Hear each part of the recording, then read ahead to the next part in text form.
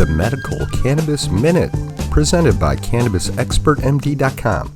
Asthma is a chronic respiratory condition characterized by constriction of the lung airways and inflammation. Asthma attacks occur because such patients are highly responsive to a variety of environmental stimuli.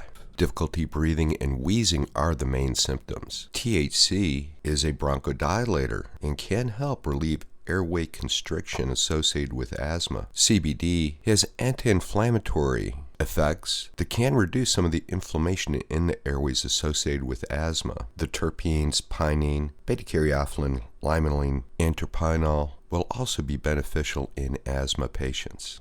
You can find out more information about medical cannabis at CannabisExpertMD.com.